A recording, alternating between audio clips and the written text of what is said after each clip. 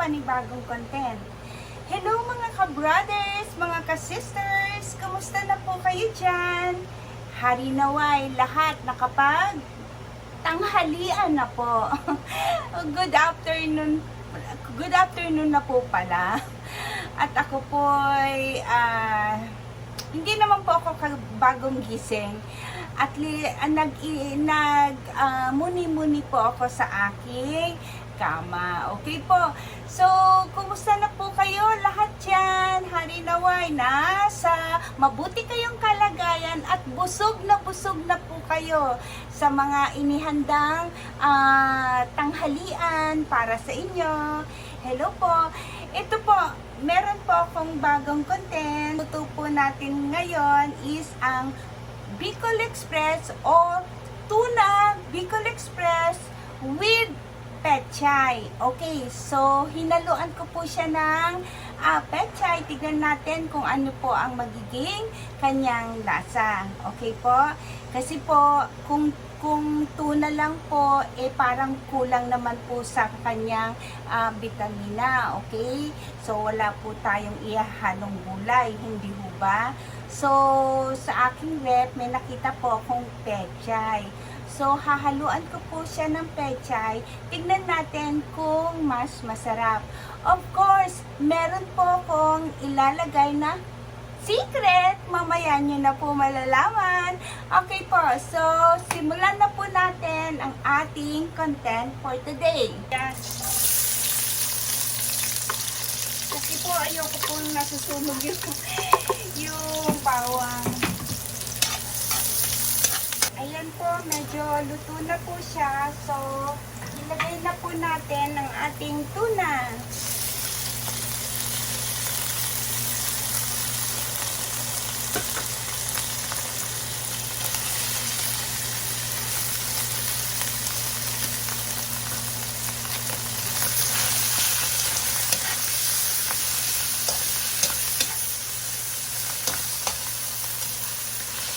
Igisa lang po natin ng konti. Then, kasi luto naman na po yung tuna. So, pwede na po natin ilagay itong pinaghalong sili na green at ang siling pula.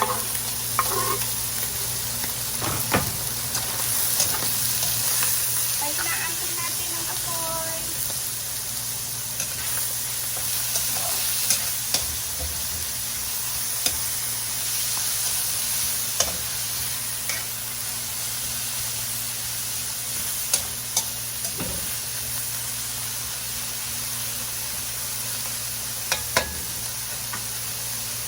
Lagyan po natin siya ng paminta.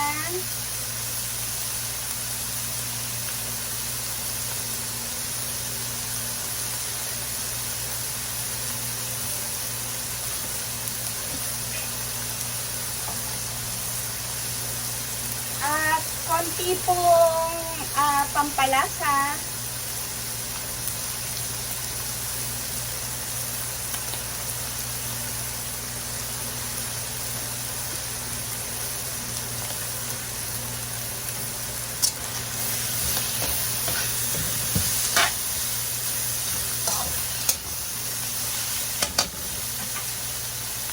Yung natirang patis ko po na merong sili, hindi ko po isasama yung kanyang sili.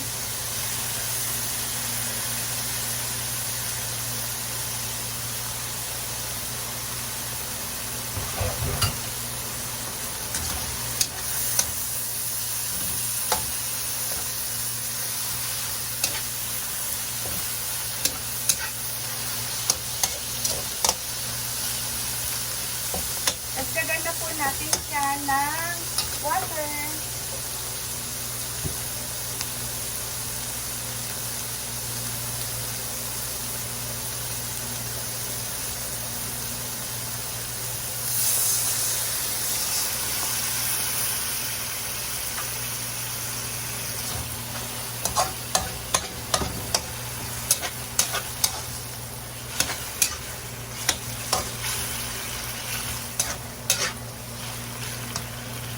Ito po yung pinag-alisan ko ng sa loob ng tuna kanina. Ihalo na po natin.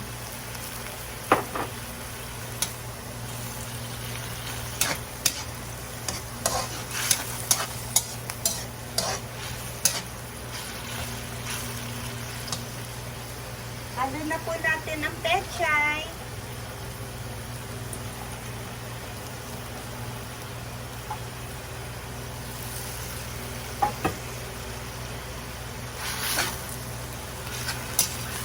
Para maluto po yung pechay.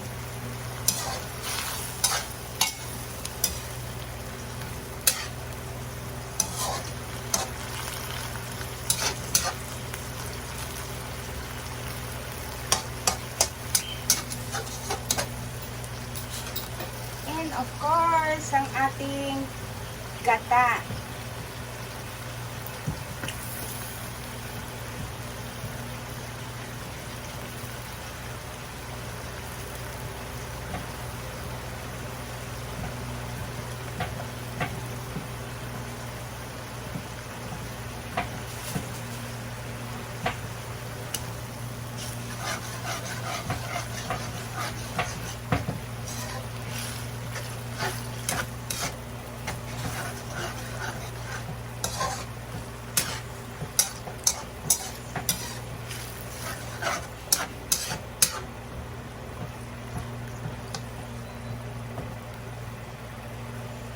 Painaan po natin ng apoy. Ito na po siya. Hindi, mahinang apoy lang to kasi ang tuna is actually nadurog na nga po eh. Para ma-half cook lang po natin yung kanyang pechay. Tikman po natin siya.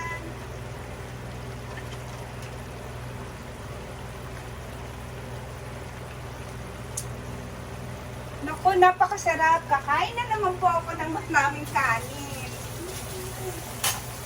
Alam na po yung sili pong nilagay ko na green, hindi po talaga siya ganun ka-anghang. Kaya ko po siya nilagyan ng siling pula. So, this is it. Tapos na po siya. Pwede na po natin patayin ng apoy, then i-plating.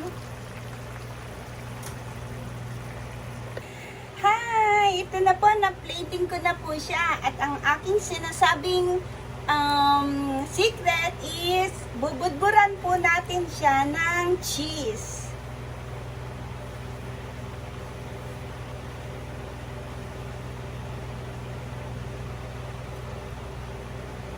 Ayan na po.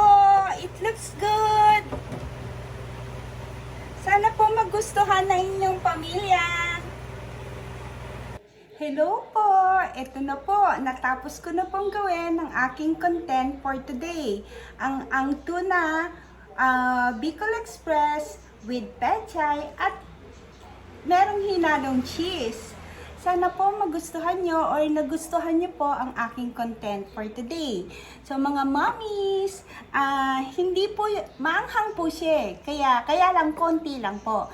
Pagka hindi po gusto ng mga kiddies, mga kiddos, ang anghang, wag na po tayong maglagay ng kulay pulang sili. Yung siling ginamit ko na green, hindi po siya maanghang. So, tamang-tama lang po na kayang-kaya ng inyong anak. Okay po? So, hopefully, nagustuhan niyo po ito. Eto na naman po.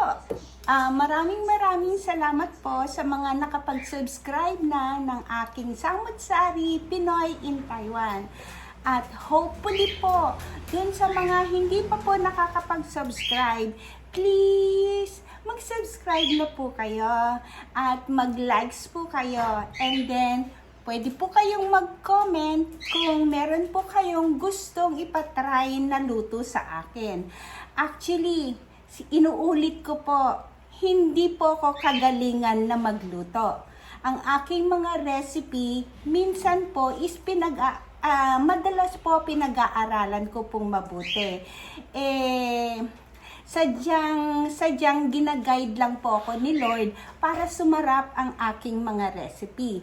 Okay po. So, isa na naman pong tagumpay itong aking recipe for today. Maraming salamat po mga ka-brothers, mga ka-sisters.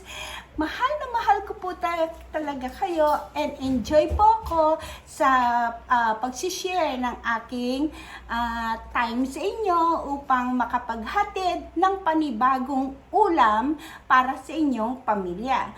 Maraming salamat po. I love you all. God bless us all.